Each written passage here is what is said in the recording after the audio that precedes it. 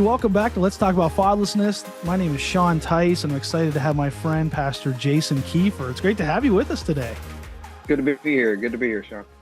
Now, Pastor Jayson, we met. I came to your church. I met with the former pastor. He brought me into your church, and we shared about it. We became one of your missionaries, and just kind of giving the quick story. And then you and I met there whenever I was speaking at your church, probably about 3 years ago, 4 years ago. I think it was pre-COVID. I'm not sure, but it was either 2019 or maybe it's 2020. Yeah, 2019. And we were on our Hope for Fatherless America national tour, and we got to come to your church as one of the 89 churches we went to, and just we were thankful to be there. And so you and I met just a little bit there, but then you eventually took the church over. You're the senior pastor now, and we got to come to your church recently and share our ministry again. And you told us about an event you were having. But before we jump into that, I want to tell us about yourself. Tell us about your ministry. Yeah. So my wife and I, we've been on staff here since 2018. We've been in full-time ministry since 2006. And the Lord brought us here in 2018. I came on as a youth pastor and then eventually moved up to more of an associate pastor role. And then through transition in August of last year, the church voted me in as the senior pastor. And so we love it here at Astatula Baptist. There's no place like Astatula Baptist right here in Central Florida. And God's been good to us. And we love reaching out to people. We love being a blessing to people and a help to people. And my wife and I, we have 3 kids, 3 children that we've adopted. And we love our kids and thankful for that. But we're thankful to be able to serve him in ministry. He's been so good to us, and just to be able to be part of the kingdom and part of the work and working with people like yourself. It's a pretty amazing thing. So yeah. That's great. That's great. And so, yeah, we're thankful to get to know you guys a little bit too when we were there last time. And I love your heart for these families and for the fatherless. And so the reason why we're having you on today is to talk about what you guys are doing there. You're doing some unique things, some things that are just really powerful. Now, before we dive into this, tell us about your single mom ministry. You started a single mom ministry, like a group that meets up every week. Can you tell us about that a little bit? Yeah. So we originally started it in the spring of this year, earlier in the year. And just because of the way we were transitioning in the church, and it probably wasn't the best time to kind of get it going. We have some single moms in our church that we were already ministering to. And we also have a school that we have some single moms that we try to minister to there. So because we did it, going kind of in the spring and going into summer, kind of everything falls, just kind of in ministry, kind of takes a detour.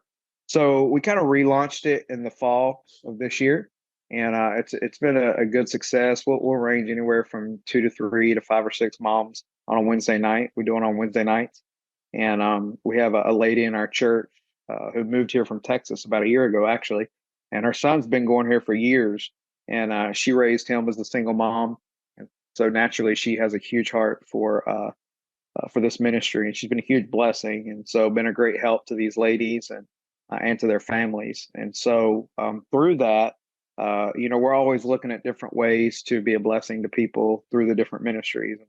So that's how it came about the Single Moms event.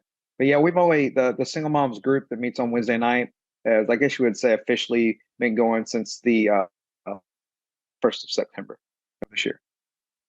And that's great. And that's what we're looking for. We're looking for churches all over the country to do these. Why did you see the importance of that, to do a single mom ministry? Well, I guess for me, we have a couple people in our church we've gotten close to, and we watch them. We have one lady, she's actually on staff with us. She actually came into our church when she was 16 years old and pregnant. And she was actually at another church, and they didn't feel like they could get the help they needed there. I was youth pastor at the time, and when she came in, and I remember our senior pastor sitting down with me saying, "Hey, we have this family coming in, 16-year-old. She's gonna have a child. She's pregnant. And, we're gonna be a blessing to her and a help to her." And of course, we're always on board with stuff like that. And so, watching her up close and just the burdens that she carries. I watch my family come in the morning to the office, And mom and dad, my wife and I, we work together in ministry, and our kids, they go to school here. And then I Mhm. watch Rebecca, as her name. She comes in and kind of see some of the struggles up close, that helps us to see the importance of being a help and a blessing to these moms, to help carry the load, if you will, to step in and be a blessing. And so through that, my wife and I has always had a heart for people who just need help carrying their burdens. That's what ministry is all about. Is helping people bear you one another's burdens, and so fulfill the law of Christ. And so we feel it important to be a help to them, to moms and to their kids, to the whole family. To be what we can. That's really our heart, to help carry their burden. That's great. And have you seen now you and to go back to rewind a little bit, you guys did a um the Christmas event last year, and that We that was did. before you started your single mom group. What brought that on? Like why did you decide to do that? What was the driving factor in that? Yeah, so every other year we switch off between a missions conference and a what we call love work. And so our missions conference here will bring in missionaries, for the month of November, and then on the opposite year we'll do things within the community. For example, last year we also went to the 911 call center, and we provided every shift with a meal, catered meal, and ministered to them that way. We'll do things with the fire department. We'll do things out in the community, hands on, just showing them that we love you, we want to be here for you, be a blessing to you. And so, in the process of planning that, it was just in a staff meeting. We just started talking, throwing out different ideas to keep us from just kind of getting in the rut of doing the same thing every time we do this. And Mhm. single moms came up, and we knew we could pull from the school. And we thought, man, got to talking about it, and what an awesome opportunity. The other thing is, every year, um, we were doing I guess like an angel tree, where we'd buy gifts for people in the community, and they could sign up, and we'd provide gifts, and people in our church buy these gifts. We'd have a tree set up in the lobby, and they could grab a name, and like that. And it's really cool to minister to the kids. It's awesome, it's phenomenal. But as we got to looking at those two things together, like it came up in the discussion, um, who ministers to the moms, right? I Yeah. mean, we're ministering to the kids, which is a huge blessing to the moms, Mhm. but nobody's really just taking a hands-on approach and saying, hey, let's take these moms, let's get them together, let's pamper them for an evening. Let's have a nice dinner. Let's provide them with some nice gifts themselves. And so it kind of came out of that, and it's just growing from there. That's so great, and it's actually interesting. I'm speaking at a Angel Tree in Pennsylvania tomorrow night, an Angel Tree Christmas experience. That's neat how it Okay. kind of was birthed out of that. Now, did you still work with Angel Tree too, or did you just kind of just do your own thing completely? No, we just did our own. It was our own. We had a bus ministry when I first came on staff here. We were, I'm going to say, probably 40 kids, 30, 40 kids every Sunday morning. We'd bring in on bus ministry. And so that always gave a good outlet. We always had direct contacts with people that we could be a blessing to. So it was really our own thing. It wasn't actually through Angel Tree. Okay, I guess that name just kind of gets tagged to it. So it was more on our own. that's great. And then, so let's unpack this event then. So, Yeah. just to talk about it, because I really want churches to see this. I actually was going to blog about it last year. I was told a little bit about some of the things that went on. I saw some of the pictures and stuff like that, and it's just an incredible event. So, tell us about. Why don't we start with last year, because I'm sure you made some changes for this year. So, tell us about last year, how that Mhm. one went. Yeah, so last year, we didn't had never done it before, so we had no idea what to expect. I think we had originally 20 moms registered, and 12 or 13 showed up, I believe. And of course, enough, you worked in this ministry enough to you factor in a single mom trying to carry a family. There's so many unknowns that come up on a Saturday Mhm. evening, or you plan to do this, but it doesn't always happen. So we kind of learned a little bit how to navigate that. Last year we had a guest speaker come in. Um, Really, the whole idea behind the event is to give moms a place where it's not full of entertainment, full of stuff, but it's just a place where they can relax, know that their kids are being taken care of, chill out. I mean, the meal. So we feed them prime rib and chicken. We have a guy come in from our church, and he bought all the meat and smoked it all. and a very nice dinner, extremely nice dinner. We serve them and everything. Really, they just come in and sit down, and we take care of them. That's the whole idea. Is we just want to take care of you. We have strategically placed some of the ladies from our church within the dinner too, so it just gives them fellowship and community. To sit down and talk with people. People can be an encouragement to make connections as well. Last year we had a guest speaker was the one of the single moms from our church who had just went through man just just a really bad situation. She has two boys, and now since then she's gotten married, Mm. and she actually served this year. But she was our guest speaker last year. We have some. We had a piano player come in and just do some soft entertainment as they were eating and things like that. Really, honestly, we didn't have like this huge agenda. It wasn't like about a ton of entertainment, um, to where when they leave they feel wore out, Yeah. or overwhelmed. We just wanted them to be able to relax, and know, hey, look, we have a friend in Astatula Baptist Church. If you ever need anything, we're here for you. We love you. These front doors are always open for you. Some of these ladies go to other churches. Some of them don't go to church at all. And we just want you to know we're here for you. So at the time of the event, we also, in our gymnasium, our kids ministry put on basically an event for their kids. Mm. And so up to 12 years old, we provided entertainment for them, supper. We provided, they made a craft, like an ornament for mom to give to her. So that was pretty cool. Mm. And we provide nursery and all that stuff too, full That's great. staffed and everything. And so, yeah, it's pretty amazing. So, but that was our first year.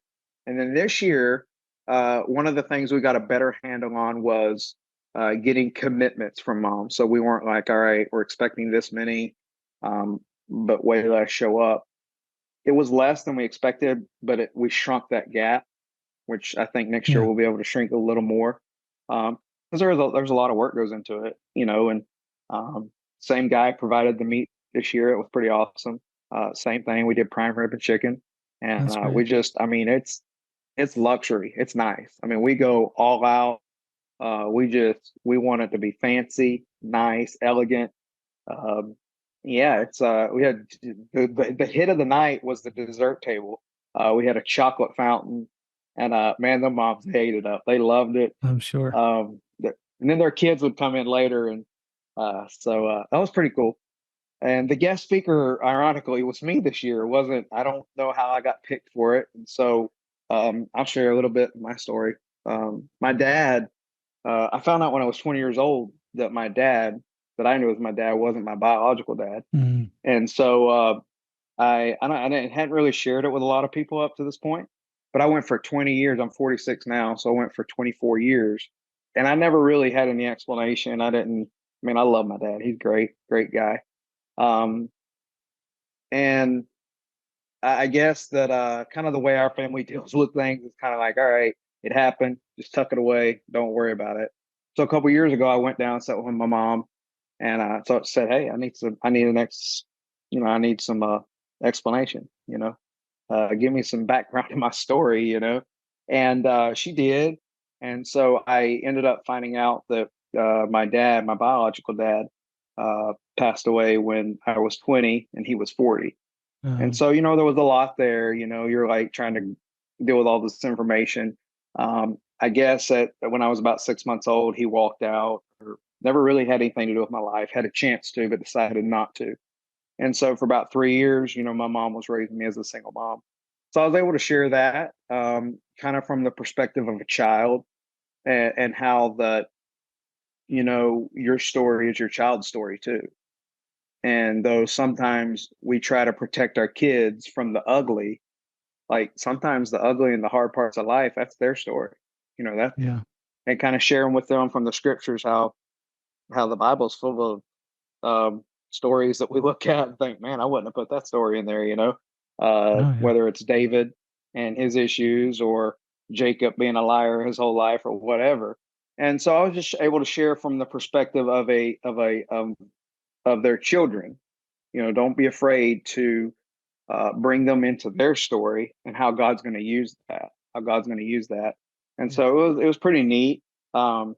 We usually try to bring ladies in just because they probably relate to better to single mom. But it was able to make some good connections through that, and talk to some of the moms later, and so it was pretty cool. That's awesome. I'm sure that your story resonated with them, and that was good. Now, what is some of the how do you handle the guilt? Let's kind of unpack the event a little bit, and then I also want to unpack your story a little more too. But like, so the event. So if you're talking to a church, you're telling them, "Hey, this is how we set it up." What did you add? What would you say? Like, this is how we did the gifts. This is how we recruited volunteers. What would you say? Yeah. So first thing first, obviously we can come up with a budget and say, okay, this is what we want to spend. This is what this event. We're actually, it's weird that we even thought at the beginning of the year we're going to be able to, because it's a pretty. So last year we 15 moms, 20 moms was what we planned on. It cost us about $7,000 to put it on. Last year we just had an individual. They just wrote a check for it. They said, "Hey, we want to pay for it." Like, all right, that's great.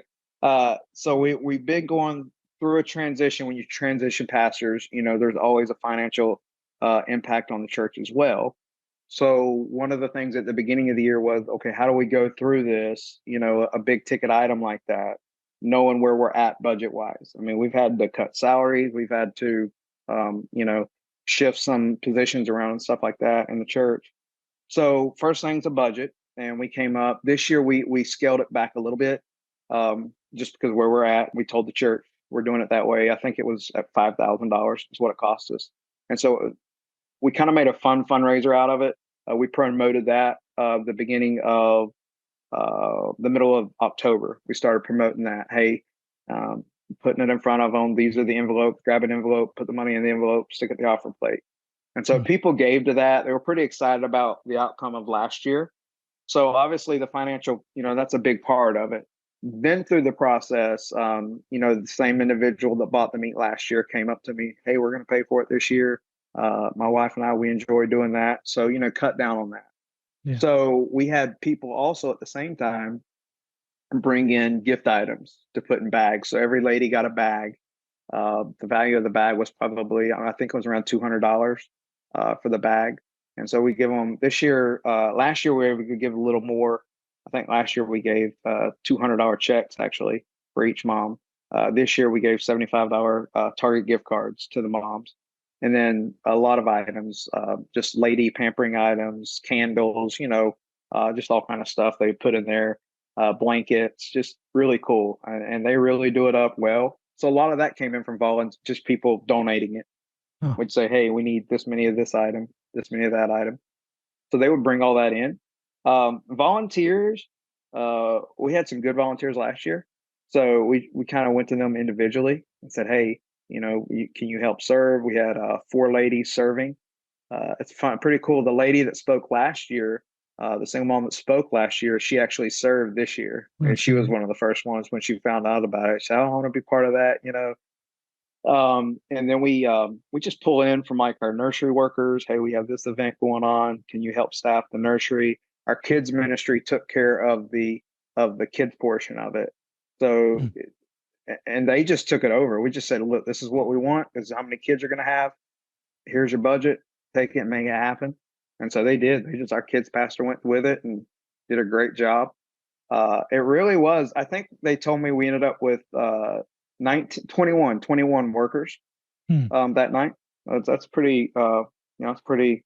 Wow. It takes a lot of hands, but it went so smooth this year. Last year I was so stressed out. You know how events are.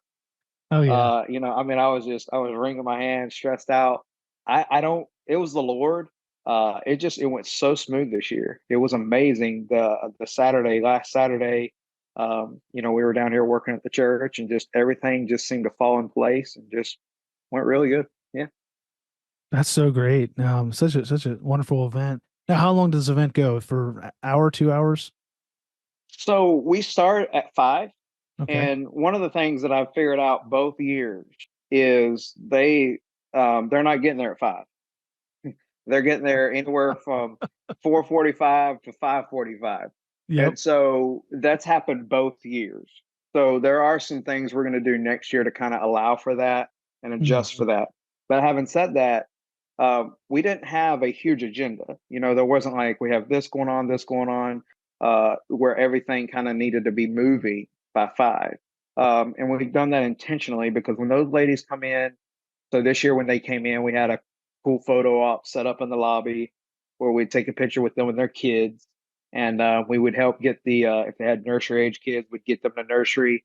If they had older kids, we would make sure their kids got where they needed to go. Some of the moms wanted to go with them, and we're cool with that.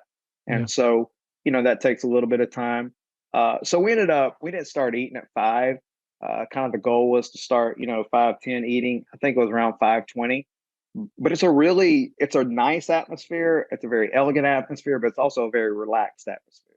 And so when those ladies come in, we're interacting with them in a comfortable way, just making them feel welcome, and kind of hearing their story. For some of them we don't know, some of them we do know.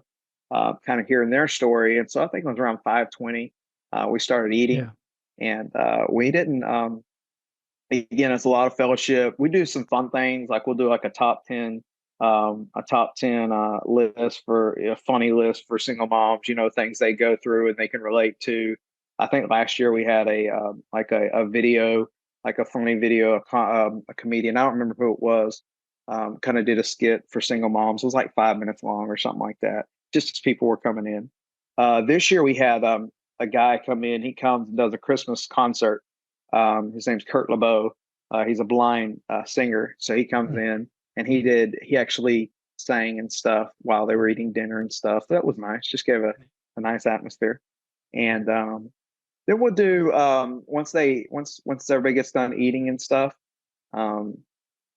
we'll kind of go into the speaking portion of it, which is pretty light on the front end. And the problem with me and humor is once I get started with humor, I find it hard to get off the humor. and so my wife has to help me regulate that.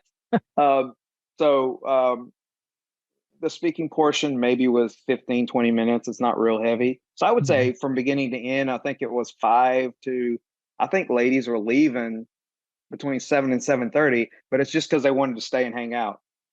I mean, it was crazy. And we tell them, say, look, you stay, your kids, they're good.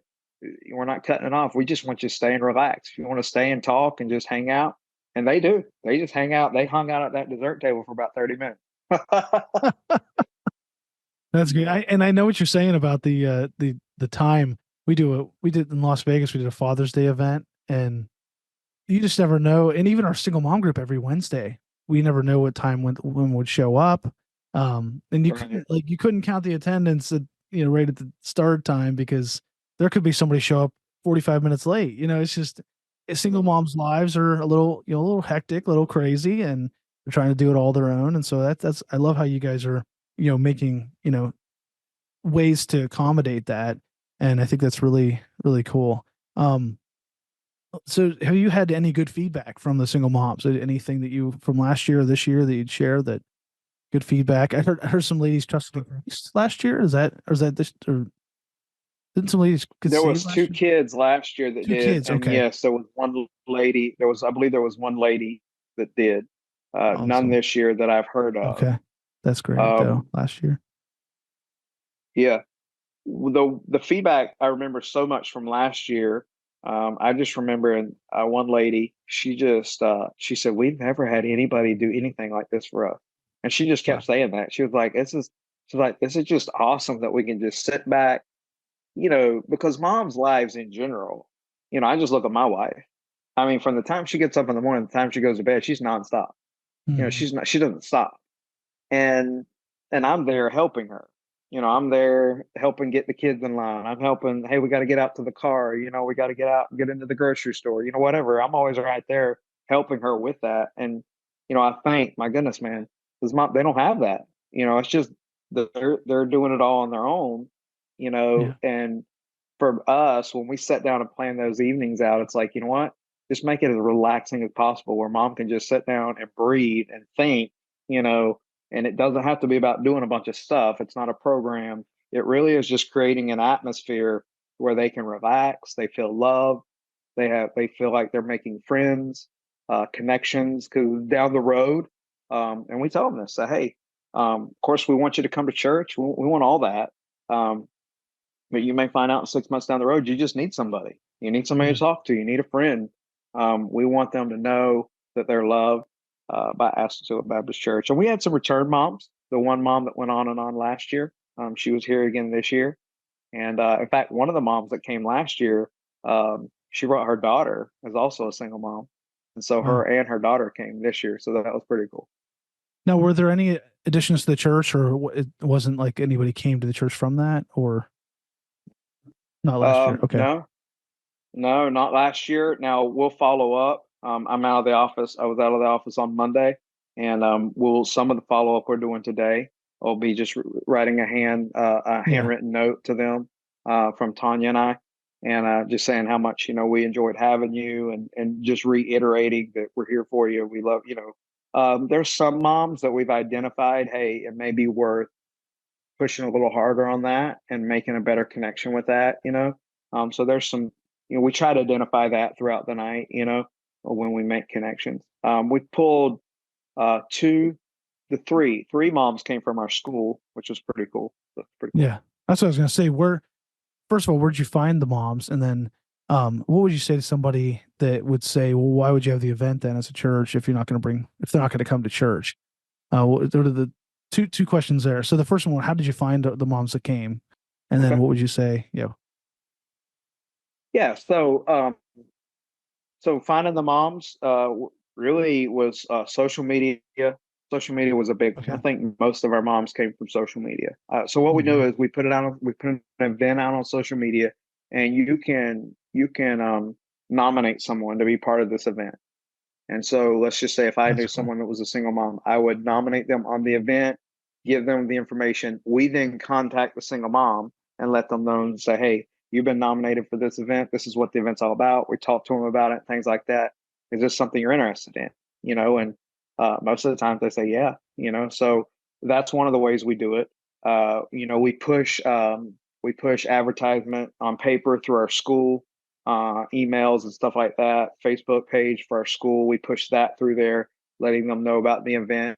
And then personal contacts. There's people in our church who maybe work with someone. One of the ladies that was here last year and this year works with a lady in our church. And so she nominated her. And so she's come both years. So that's pretty cool. And so, yeah, that's Mm. how we get them in. Basically, social media is the biggest way, probably. The second question, what if they don't come to church? So I used to really fret when I'd have events if people didn't come to church. It'd bother me. Should we even have the event? Things like that. I've kind of gone away from that. I mean, I'm a pastor, so my heart is that people are in Yeah. church. Um, but I'm going to tell you, my heart is even more that people are loved with the love of Christ. Um, and what happens with that? I just want to love them. I think about Jesus. So Jesus is feeding. He's working ministry. He's busy working ministry. He's tired from the day, and he sees the multitude. And the Bible says, when he saw the multitude, he was moved with compassion. Mm. And so he ministered to their needs. Many of those people follow. Some of those people followed him, but many did not. And so at the end of the day, if we show the love of Christ, there's going to be some that it brings to a relationship with Christ. But there's gonna be a lot that it doesn't. But at the end of the day, that's not I can't bear that responsibility. And I tell the church that. I'm like, guys, listen, do we want people to come to church? Absolutely. But the greater for me is that we want people to know the love of Christ. And through that, we share the gospel. I shared the gospel on Saturday night. So they get a clear presentation of the gospel. We'll follow up with them and things like that. But I've kind of it used to it would bother me if we had an event, there were 15 moms there and nobody showed up the next Sunday morning. I'd be like, well, well, that was, what was the purpose? I don't do that anymore. I just kind of leave that on the Lord. We just want to Yeah. minister to people. And that's a great attitude to have. And I just wanted to, because I know sometimes we put on events at churches and the people don't show up. And it's like, well, if we gave the gospel out, then, God worked, and just let God, water it, right? We've planted the seed. And so that's so good. And I appreciate you guys doing this for these families and just trying to Yeah. encourage them and help them on their journey. That this is such an encouragement to single moms and fatherless individuals. Now, do you guys do anything for the kids, or is it's more focused on the just the mom? Do you guys do any gifts and stuff for the kids at this Yeah, event? yeah. So our kids ministry, they'll provide each child gets a gift. They have a ton of fun, a Yeah. night of fun. Usually moms are ready to go, kids are wanting to stay. So that's always pretty cool. But yeah, no, we have a ton of fun with them. That's It's awesome. packed full of fun, and they get a gift. We just kind of, instead of focusing just on the kids, taking this approach lets us focus on the moms and the kids, which to me, like I told our church, like you want to bless a kid, minister to their mom, Mm. right? Like you want to influence a kid's life, minister to the one that's having to raise them and lead them and guide them every day, like refresh them Yeah. and do something special for them. And that's going to have a huge impact on their kids. And so that's kind of the approach we've taken. I love that because that's what we're trying to do with these single mom groups. And we're teaching that to churches saying, hey, if you can, I mean, we have an epidemic of fatherlessness in this country. And if we could reach the moms can disciple their kids then. If we can evangelize and disciple the Right. moms, they can evangelize and disciple the fatherless kids. And what better one to do it and then their mom, right? I mean, I love mentors, and I think we should find Christian mentors. But one of the things that we've seen is we've been in over 200 churches. One of the things that moms would tell us is, I can't find anybody to mentor my son or my daughter. I can't find anybody to mentor them. And so our thought is, well, if we can't find anybody, if we can't find Christian men that are rising up, and there are Christian men that are doing that. There's different Yes. people that are doing it, but not every kid's going to get a match like that. And so what if you can just disciple that mom, start there, and maybe a man will come, or maybe a mentor couple will come, or a woman or something will help mentor that daughter. Maybe that'll happen, but disciple that mom, mentor that mom, and there's such a change could happen in that family, right? I mean, that's kind of what you're saying. And then also with your Yeah. group, these could be leads for your single mom ministry, right? Yes, yes, yes. Now Yeah. we push heavy on that. The lady that directs our ministry, our single moms ministry, she's one of the ladies that we just strategically place in there. And I saw her Saturday night. I think she spoke to every mom That's for a awesome. good period of time. And so, yeah, no, yeah, we definitely push that and draw them in. We had some commitments that'll be here or supposed to be here on Wednesday night, and so that's pretty cool. Yeah, That's so great. And now, I yeah, mean, I appreciate you sharing all the information about this event. And I challenge yeah. churches that are listening to this, you know, do this event. Is there anything else you want to say to pastors or churches that are thinking about doing something like this?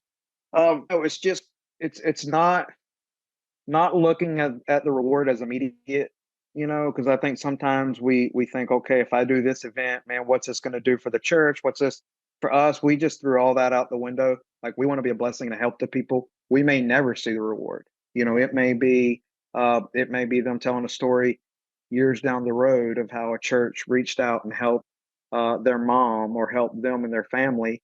Um, I think sometimes for us, we kind of want to see the reward pretty quick, and really the reward's not ours, it's the Lord's for us. We kind of look at it that way, because it gets discouraging if you start looking for things Yeah. and you're going to be like, well, okay, we had this many moms committed, only this many came with 2 years in a row, do we still want to do that? Yeah, we want to do it, man. We're excited about next year, you know what I'm saying? We're already planning and scheming for next year. um it's worth it, it's worth it. Amen. Okay, we only have about 3 minutes left, but I want to ask you, talking to the people that are listening that they found out later in life about they were adopted, or just like you said, how did you Mhm. handle that? Just share just a few truths about that, because I think that's such a powerful story that you shared there. Yeah, so I was 20 years old when I found out that my dad wasn't my biological dad.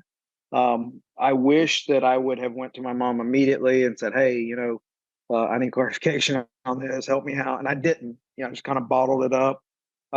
Not to the point that I carried it around. I never, by God's grace, I never got angry, never got bitter, none of that stuff. I was saved when I was 22, so 2 years after that, I got saved. Um, for about 20 years, I just, for me, my dad, who I call my dad, he's the greatest dad anybody could ever ask for. So I don't want to paint a picture like I didn't have a good dad. I had a great dad, phenomenal dad. But realizing that, okay, there's somebody out there that is my dad. Where's he at? What part of the country he's in? Is this somebody I see on a regular basis? All these questions Hmm. running through your mind. Yeah. Um, until I found out, I kind of had to put that on the Lord. And just for me, it was just a conscious decision to not go there because of what God had given me in my dad. And I rejoiced in that. A couple years ago, I started just within my heart having questions and stuff. And I realized, okay, at some point, it's going to be too late. You're never going to get these questions answered. So I called my mom. Hey, let's sit down. Let's have a discussion. We did. I found out who my biological dad was. Of course, done research, and I found out that he had passed away when he was 40, about the time that I actually found out everything. And so that did bring on some questions of, okay, so now I'm never going to know. Now there's no hope of really knowing anything. Why would someone abandon you? Why would someone leave you? Why all those questions come up? And so I've just had to really, honestly, just consciously lay it on the Lord and walk away from Mm. it. I was just having a discussion with a couple last night and trying to help them walk through some things. And I use that illustration. There are days where I have questions and think, well, what if this would happen? When you see the verse, all things work together for good, knowing that the good is God's greater plan, I'm just thankful to be part of his plan. And you just got to make that conscious decision that I'm going to put it on the Lord. That's so good. Yeah. That's so good. Maybe we'll have you on a future episode to talk about that more, because I think that there's a lot of truth to that, a lot of things that could help other people. We have to wrap up. We're less than a minute left. Yeah. Just share where people can find your church and information about you. So AstatulaBaptistChurch.com. You can go in there. All of our information is there. We're located in Lake County, Florida, Central Florida, and a great place if you're ever coming through here. Stop by and see us. We'd love to meet you. And AstatulaBaptist.com. That's the place. Well, thank you, Pastor Jayson, for being on with us today. We really appreciate it. Yes, sir. Thank you. Hey, thanks for checking out this episode of Let's Talk About Fatherlessness. We want to now challenge you to take the next step by either starting a single mom community group in your church or with your ministry, or by joining our network of God is My Dad churches and ministries. Isn't it a great experience to be able to start a single mom community group?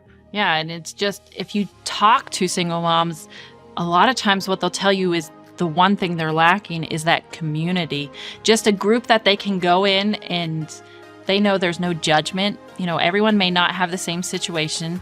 Everyone doesn't know what they're going through, but they can go in and they know there's no judgment. And it takes that kind of that restriction and that wall down for them so that they can share and then that they can grow in Christ.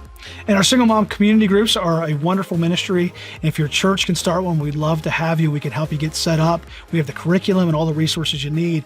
If you can't start one, we'd love to have you start by joining our network of churches and ministries, our God is My Dad network of churches and ministries, where you can get your church or your ministry on our map, and people can find you and find your ministry in your church so that they can get plugged into your church or ministry locally. So check that out. You can find all these resources at lifefactors.org. We have books, we have all kinds of content on there at lifefactors.org. Check it out today.